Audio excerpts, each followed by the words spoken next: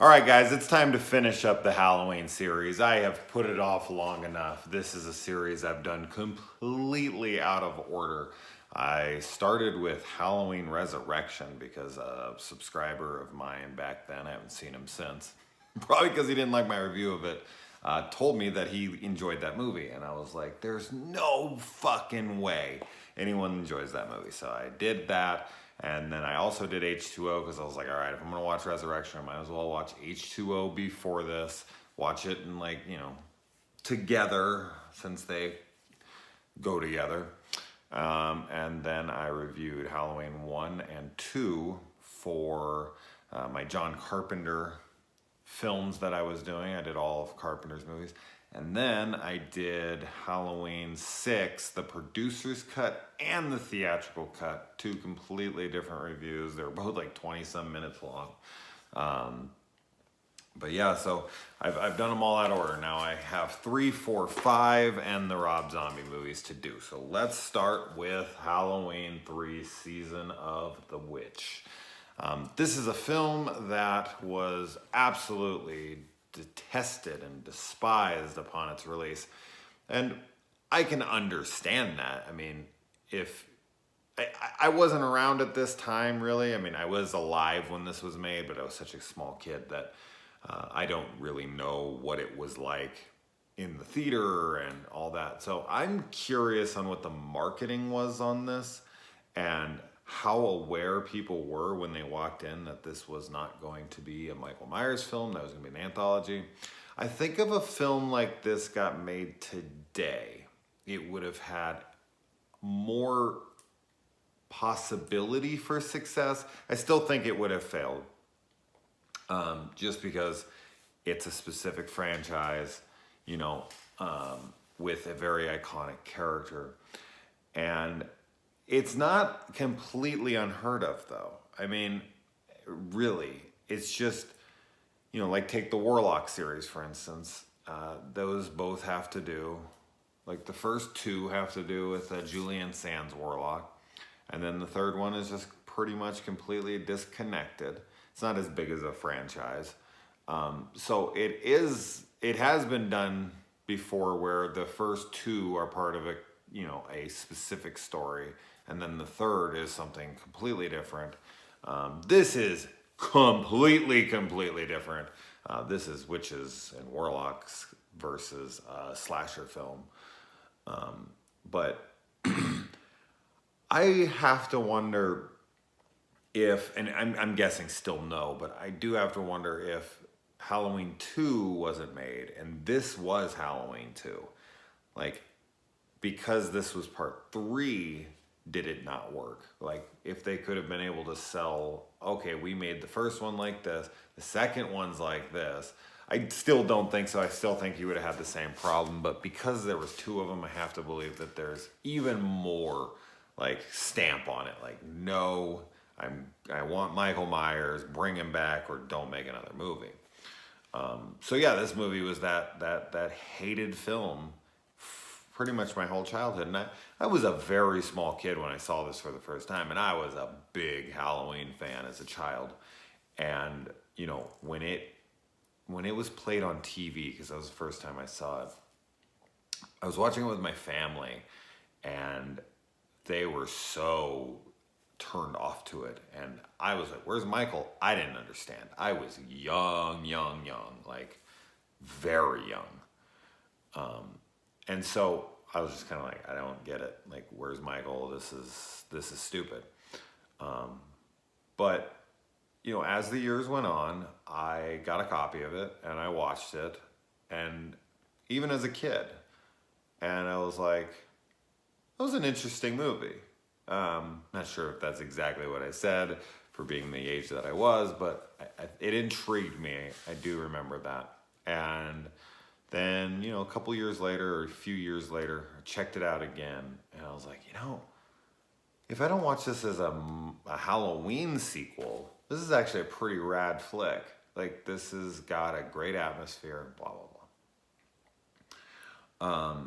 And then just, I don't know, the more I have watched it over the years, the more I love it, the more I have grown so fond of it. And I can honestly say at this point, it's probably my favorite Halloween film besides the original.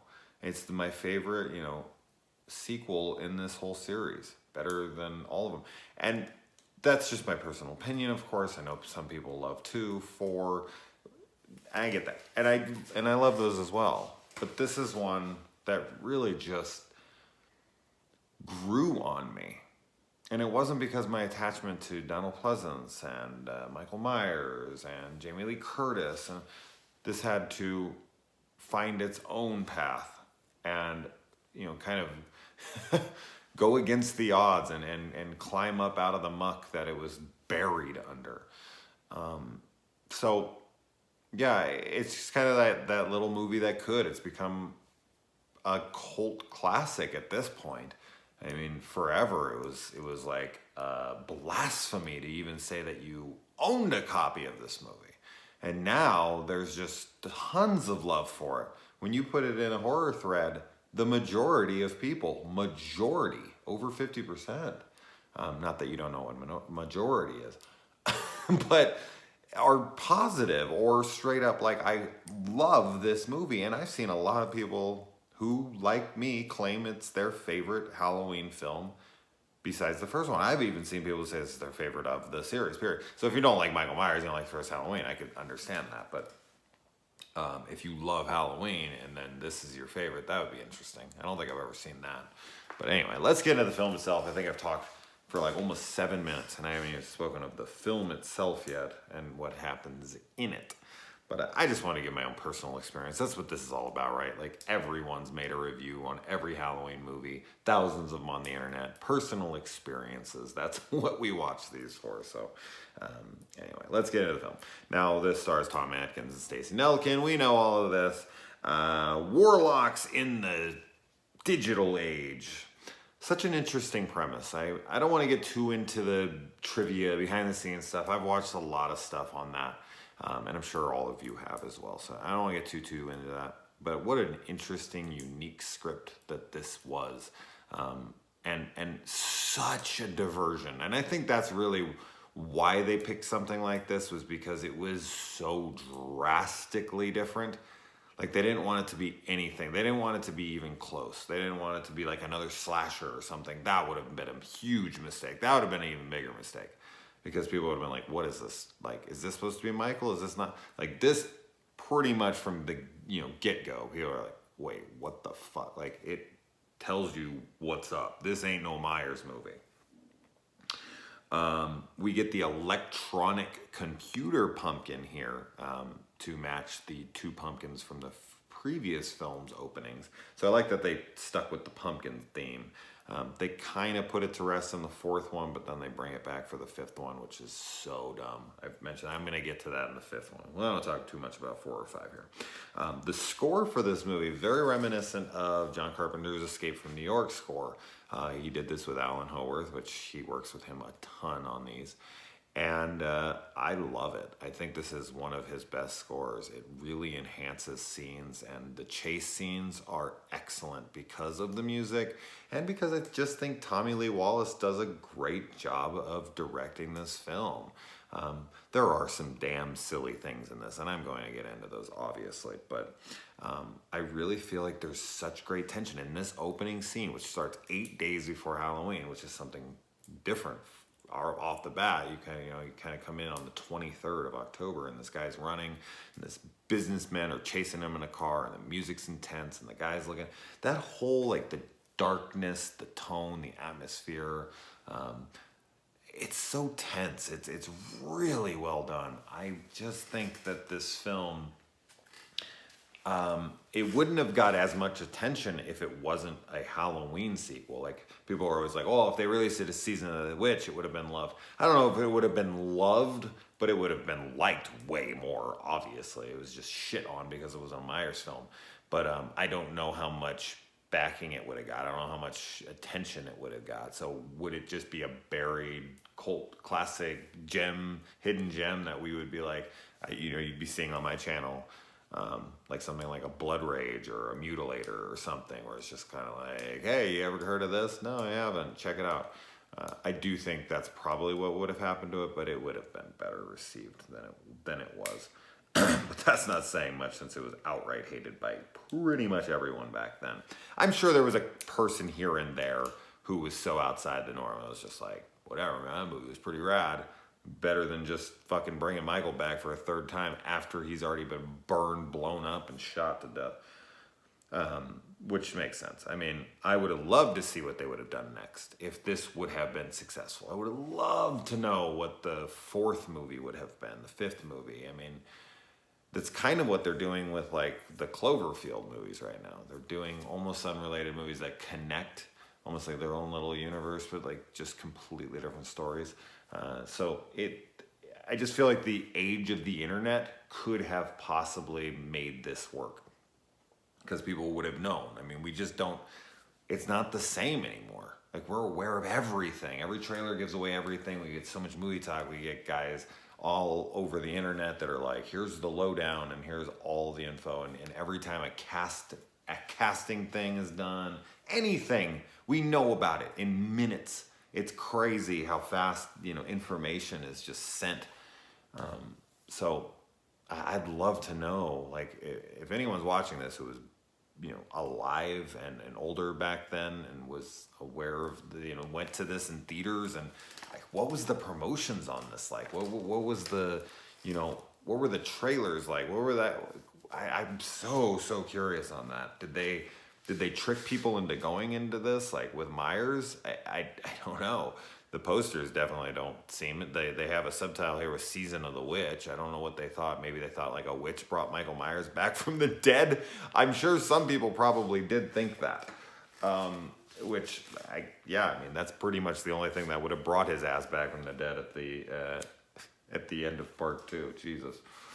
And I like with something I don't think I have only noticed like a couple times here is that when the car drives past and then when Grimbridge is hiding and then the car comes back at it, like when it pulls into the thing, the guy who comes and gets him is missing from the car. It's just so small. And the Blu-ray, that's why Blu-ray's awesome, because you can just see things clearer and you can see little things. You're like, oh, he's missing from the car. It's so small, but you kind of see it. So that's kind of a cool attention to detail. Because you wonder where that third guy came from, but it's like, no, it's not the third guy, it's the second guy. It's the guy who was in the car earlier. And oh man, like that nose break kill through the eyes, he just puts his hand, he opens up his fingers, like, what the hell's he gonna do with that? Pinch him? Tickle him? You gonna tickle him? It's like, no, he's gonna tickle his brain. Fucking boom, dude, and then he just cracks this. Oh, and his mask, it's such a great effect. Lots of great FX in this movie. Lots of cool kills, lots of great effects. Mask work is really good. So yeah, which it should be, right? I mean, this movie's about masks. And oh God, that fucking song. How can you watch this movie and not, I mean, everyone talks about this, but I guess I have to really quick. The London Bridge is falling down freaking song. They just wanted to just get in your head, and is it ever effective? And they play it so many times. Curious how many times that song plays in this movie. I'd say at least 15 to 20. It's a lot. The only reoccurring actor here we got is Nancy Loomis. And then I know Jamie Lee Curtis does like a phone voice. And really, I mean, of course this is fictional, but masks being that popular, like a collection of 3 masks, like, I get it was a film, so they probably couldn't make that many masks, but I think in reality, this company would have to have a lot of different masks. But really, is there really masks that are that popular that like every kid buys? I never really wore masks when I went out trick-or-treating. That shit's too hot. I still have no interest in masks. I could never wear them, except for my Michael Myers mask, which I wore all the fucking time when I was a kid. And I wear them out trick-or-treating a little bit. But even then, it was like, can I get this thing off? It is so hot. It is so uncomfortable. I've never been a big mask person. I think that was really the only one I ever really got into. I wore the Kylo Ren mask a couple times, but that's different. It's more aerated. It doesn't matter. But yeah, I don't know. When I was watching this, I was like, popular mask? That popular? Really? Is that a thing? Tom Atkins, man, what a player this dude is. He's hitting on every chick in this movie, and they're all about it. They're always throwing Atkins in with some girl half of his age. Like, The Fog was made, like, right before this with Jamie Lee Curtis. He's sitting in bed with her, and he doesn't even know her name. And then this one, Ellie Grimbridge is like, he's fucked her already. And then after, he's like, wait, how old are you? Because she has so much energy and is so, like, raring to go. And it's like, now you ask her if you were ever worried about it, man. You're a doctor with children. This is not the kind of press you need. Whoo, man, it ends your damn life. But the only reoccurring actor, I didn't think I said that, did I? I did, but I don't think I finished that. Nancy Loomis? I don't think I did, but it was cool to see her because I think she marries Tommy Lee Wallace, right? So that's why I brought her back here. I had such a crush on her in Halloween. She does not look good here. I think they kind of like downplayed her to look like the bitchy wife, even though I'm totally on this chick's side. He's an asshole in this movie. I mean, he blows off his kids one night. He blows off his kids the next night. He grabs a 6-pack and like takes off with some girl who he's questioning is even of age. And this is like a 40-year-old man, and he's running off with a 6-pack when his kids are at home waiting for him. I mean, it's been like 6 days since the killing. 6 days passed before, like, the guy dies on the 23rd, and then he takes off to Santa Mira with her on, like, the 29th. It's been 6 damn days, and he hasn't seen his kids? And he's just, like, keeps blowing them off to go bang some young chick? That's pretty shitty, man. And I'm, you'd think I'd be on his side, but I'm not at all. Not when it comes to kids. And why the robot lights himself on fire and blows himself up? Like, because his cover's blown, so he blows himself up? Like, he couldn't even just drove back? I mean, maybe someone would have followed him. I guess that's it. He saw the plates, so it was too risky for him to drive back. It would have brought the attention back there. Just kill yourself. I guess I just kind of figured out my own question there, but I just feel like he could have left, got away with it, no problem, drove back to Santa Mira. They could have traded his face, or they could have kept him below for a couple days until this thing was over, and just like blowing up your own merchandise. I don't know. It just was kind of like, huh, interesting. Okay. And what else? What do we got here? I like that we see Halloween, the original Halloween, on the television, like maybe 15, 20 minutes in. That is like instantaneous. Okay, I wonder how many people got up and walked out of the theater in that moment, because that was like the stamp. That was the Michael Myers ain't in this. He doesn't even exist in this universe. He's fictional. He is like in your world. He is completely fictional and made up, and he's on TV. So I'm curious on if anyone saw that and was like, okay, Michael really isn't going to be in this. What the fuck? And left the theater. So I do like that they throw that in there just to eliminate any confusion. And they call it John Carpenter's Immortal Classic.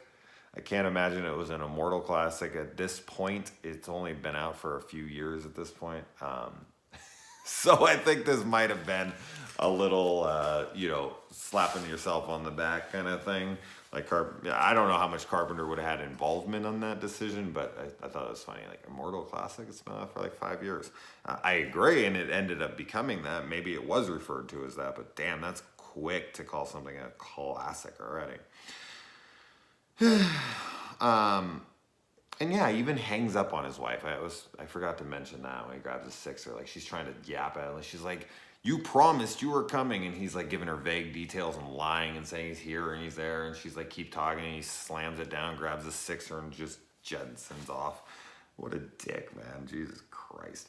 And then they get into town, and the whole town's in on it. This is always an interesting spin on things, because usually we're used to just being like one person stalking. But with this town, once they get into Santa Mira, man, they're in like no man's land. They have no friends. They are completely alone, and everyone is against them. They don't know this, but they are. And like the whole place is bugged and it's being filmed and everything they say. I mean, the homeless guy says something in an alley basically, and he's killed moments later. Like, they're not having that shit. They have got spies and bugs and everything everywhere.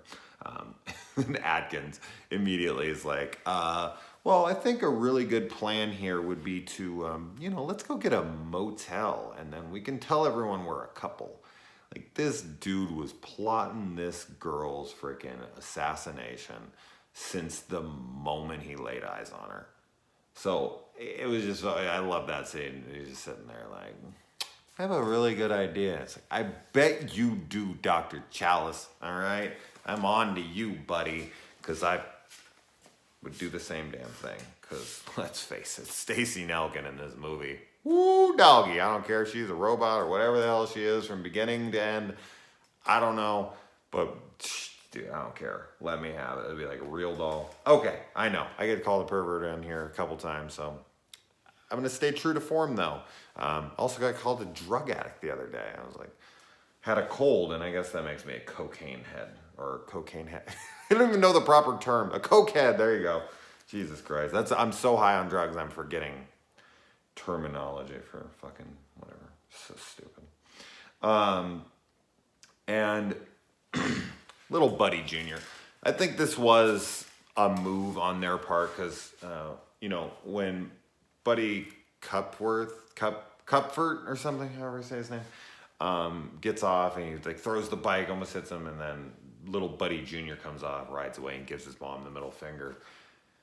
They had to make the kid an asshole. Like, they needed to show us what this was going to do. And they could have tested it on a human, on an adult. Kids are humans, that's not what I meant.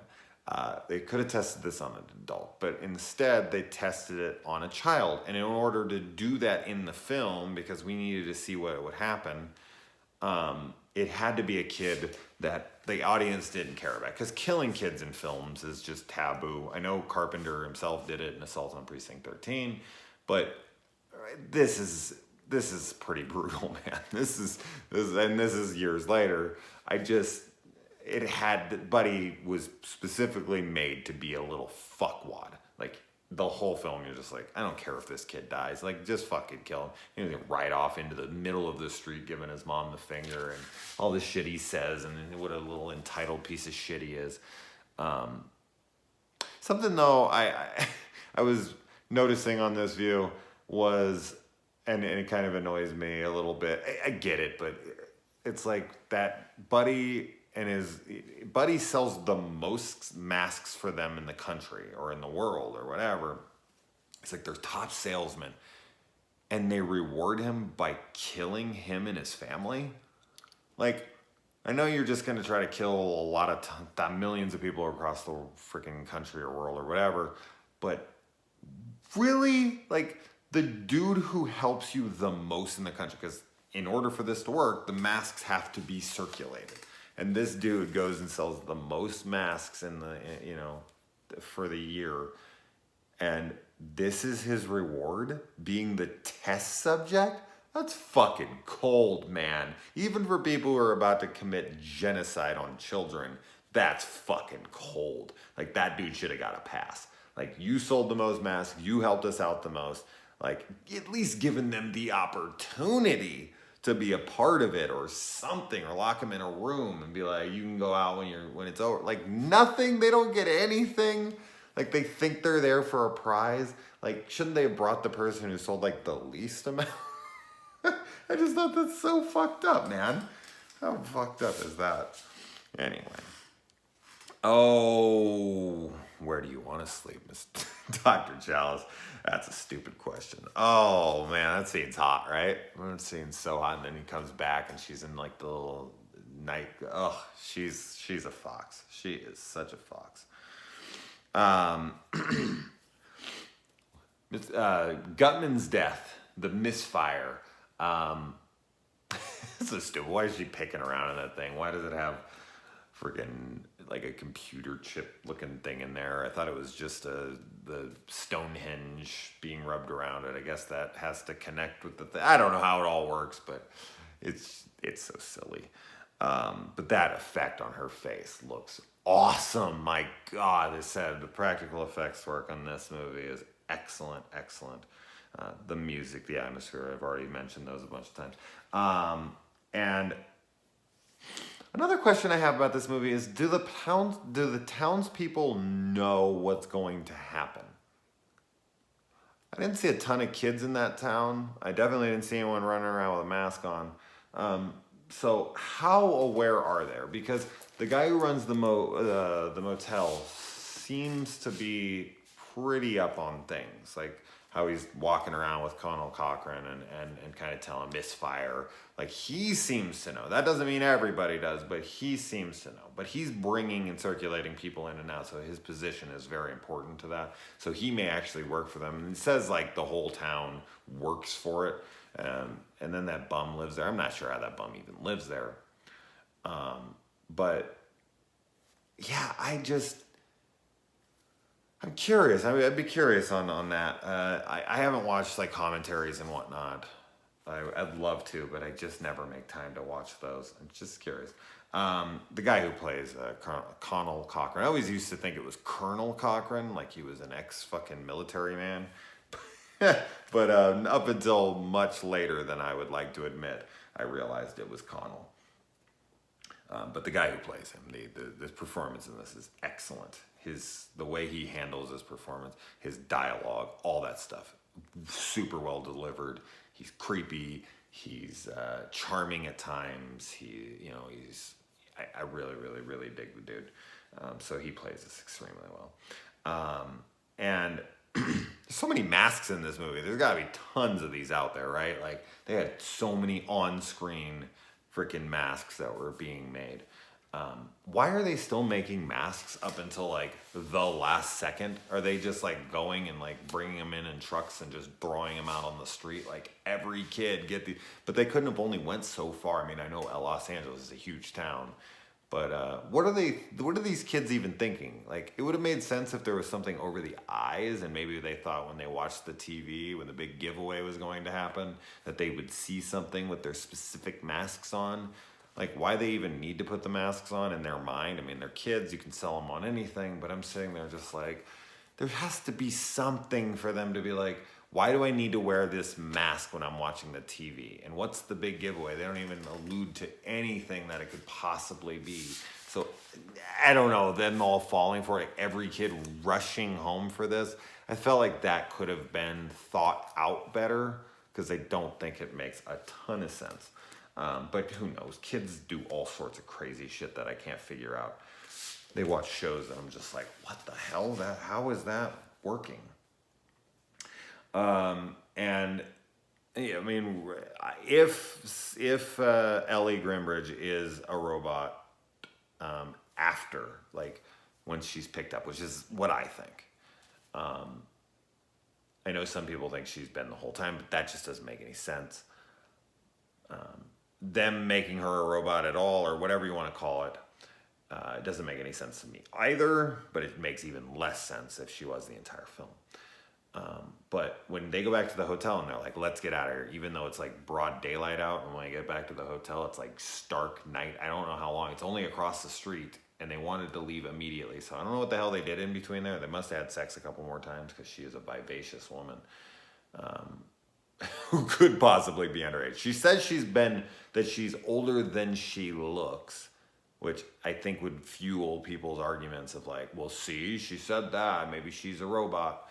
No, I don't think so. It doesn't make any sense. But yeah, that's the last time he sees her. Like, he leaves there, and that's the last time he sees real Ellie. If she's ever really Ellie, which, as I said, I definitely believe she is. He leaves, and she's just gone. Another reason that I think that she is Ellie, I don't know how many people think one or the other. I want to say most people think on my side. I hope so. But another argument for the fact is that once he does rescue her and picks her up off that table and brings her out, she never says a word. Not one word. So I don't know if they couldn't copy her voice or whatever, but she never speaks. So anyway, but I thought that was sad that, like, when he leaves that room in that moment, he doesn't realize, like, he's never going to actually see her again. Whatever happens to her, if, you know, we don't know. I mean, she may be dead, she may not be. So I'm curious on whatever ended up happening to her. Um, I like that Tom does some pretty physical acting here. Like when he's running from Silver Shamrock, like he's running around and he's like throwing himself on the ground and falling onto the street and sliding into things. Like, and that's clearly him doing all of this. And he's, he's not young, he's not old by any means, but he ain't young either. And a lot of people don't do stuff like this. They usually have stunt doubles. And that whole chase scene is tense. All the chase scenes in this movie are freaking great. The robot reveal, Chalice is just immediately defeated. Like as soon as they realize what's going on, like two more come and he doesn't even try to put up a fight. He's just like, okay, this crazy shit I've ever seen. My brain is down. Like I can't move, I can't think, I can't fight this, I can't rationalize, I can't anything. I'm thinking in that moment, he's probably like, oh shit, like I'm not only fucked, but I need to try to get to my kids. I need to try to I think he just realizes it's over. And I also love that Cochran walks in and he's talking about this German doll in Munich in 85, I think. And then he's just like turns and sees Chalice and he's like, oh, Dr. Chalice. Like he doesn't even know he's there. He's like so in his own world in that moment that he doesn't even see him, and he's just like, it's like, who did you think did it? Like he came in, but the guy's so lost in thought. I just, that adds to those little performances, things, like little nuances and whatnot that just add to the character, add to his performance. I love it. That's what happens when you watch on multiple watches. And Stonehenge, the sacrificial circle, which has been recreated with the TVs. They happen to put it in a circle later. That's all so convenient, but we'll get into that in a moment. But Stonehenge having this power and them stealing, he says, he said, you wouldn't believe how we got it here or something. That's one of those other stories like the, freaking Charlie Bowles in Halloween 1. It's like one of those, it's like, can I know what happened? Because I really want to know. I'll believe it. Can you tell me? I want to know how they got that damn thing there. And all right. Yeah. Oh, another shot of mine, or something that I love in this, because I was born in Phoenix and I always came back here when I was a kid to see my dad. Which is the cover of the film. I mean, it's here, but the original poster is that shot, and that shot is my favorite shot of the, showing all the different states that the masks are being displayed in, which is Phoenix, Arizona, and it was pretty cool to see. I don't know, that's my favorite shot of all of them, and I just love that we get to see everywhere, like Baton Rouge and LA and it's, Seattle. We're all over the place showing like every kid in the country has one of these damn things. But the best shot for me is that night shot over the orange sky with the kids in shadows or silhouettes, as it were. The girl with the parts when he keeps calling on the phone is unnecessary. It's just it really, it doesn't really do anything for the film. They could have had her do that. We didn't need to go back to her to kill her. That was just an excuse to up the body count. There wasn't any reason to bring her back in and kill her. In fact, there wasn't really any reason for her to be investigating those parts at all. Like, doesn't really do anything for the film. So it's unnecessary. I like the actress, and Tom Atkins promises her a date. Even when he's there after he has already fucked Ellie, he calls her and he's like, I'm always ready for dinner with you. This dude is playing everybody, even though he's nailing some 20-year-old hot ass chick. He's just still smoozing this girl because he wants to get what he wants. But she's just, as I said, she's just unnecessary. Because they could have just bugged the room or whatever. It would have done the same effect. So it's just thrown in there to up the body count, as I said. And we get the reveal why Cochran takes, Dr. Chalice around and shows him and then puts him in a test room and puts a mask on. That's all so stupid. It's all so convenient to the plot and all that, but it is what it is. It's just a James Bond moment. All right, let me show you my entire plan. For no reason at all, I should just kill you, be done with it. But let me show you. To what? To torture you? Like he's going to show the Cupford family? Like, he doesn't need to show him this. And why are they testing it on Buddy and his family anyways? They've already done this before. So what's the point? Like, they've already sent the masks out. They're doing it that night. There's no reason for it. Why they even brought him there in the first place? Because you could be like, oh, well, he just wanted to show Atkins. Okay. He didn't even know Tom Atkins or Dr. Chalice even existed, that they were coming for him. Nothing. So why they brought Buddy there in the first place makes no sense at all. He doesn't need to be there. Why show him around the facility? Why invite him over? Why test on him? They clearly already know it works. It's just convenience of the plot. That's all it is. And it's just kind of one of those things where it's like, it's cool. And I'm not saying, because I love the movie, don't get me wrong, but there's so many things in here that are completely unnecessary. You know, and why make a copy of Ellie Grimbridge? Like, why do that? Because you think he's going to attack, like, get her back, and then she's gonna kill him if he does. But why doesn't she kill him when he releases her from the table, or when he's got his back to her, when he's like setting it up, and he goes and he kills all of her people in front of her, and she doesn't do anything to stop him? None of that makes any sense. So there's so many things going on in this movie that make zero sense. It doesn't have to. It's fun. It's got great atmosphere, some great performances, memorable lines, all that. But I can't help but not point at. All right, I have to point out all this shit. Why couldn't they turn the TVs off? How he was able to go over and just press all those buttons, press play, all the TVs come on. No one seemed to notice he was there. He got all the way up into the scaffolding above and started throwing it down. They were going off like lightning in that moment. It doesn't matter. That's silly. But none of them could have turned the TVs off. They couldn't have just pushed them over and stopped them. Like, come on. These are doctors. These are scientists. These are, robots. They're smart. You can't just push a TV over. Cochran couldn't have walked over and unplugged them. They didn't even need to push them over. There's fucking power running to them. Unplug them. They don't need to be there anyways. The masks are already off in the world. The television companies are the ones that are going to run the fucking thing, the big giveaway at 10 o'clock after Halloween. It's all so silly. Doesn't make any damn sense. And Cochran gets hit by it and it completely obliterates him. He completely disappears. That's pretty funny. And another one of those fucking arms rips off. It reminds me of like Phantasm when the bug comes and they're like fighting it. And it's like, where is it getting this leverage? He's fighting the arm and he's like trying to pull it off of him. There's no body to pull against. He could just pull that hand right off. This is stupid. Somehow Tom Atkins able to get a phone call through in like 10 minutes to I don't know who the hell he called, in order to turn off the commercial on 3 different networks.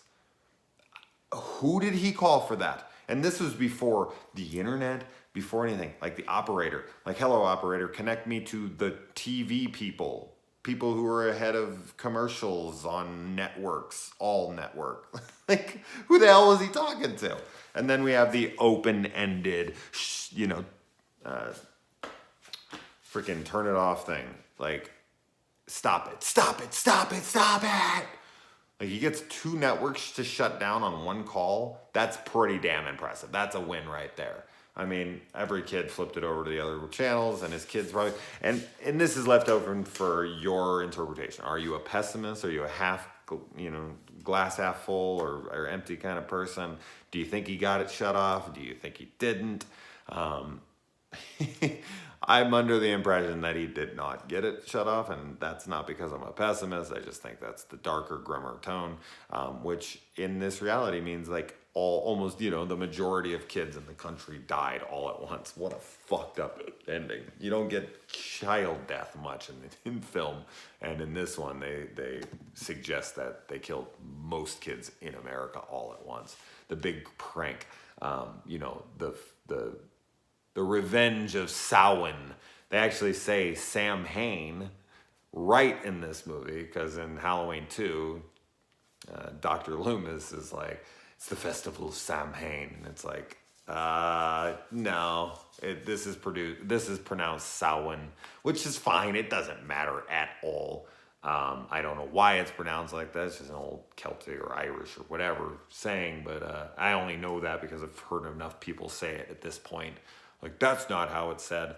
But we do get to see it, like, kind of almost like in part 2 it was said wrong and they got enough shit. So in the third one they're like, all right, make sure we pronounce this right. Throw that in there as well. They wrote the whole story just to correct that fuck up, I suppose. But he is a warlock, an Irish warlock, so he definitely needed to know how to say it right. Anyways, I've been talking for 40 fucking minutes. I love this shirt, and this is so cool. I had to wear it for this. All right, if anyone's still here, thank you. But there you go, 40 freaking minutes. This is why I've kind of been putting these off, because they are so lengthy. I have so much to say. This is half the film. This movie's almost this is went almost as long as half this. Jesus Christ, I'm done. All right, guys.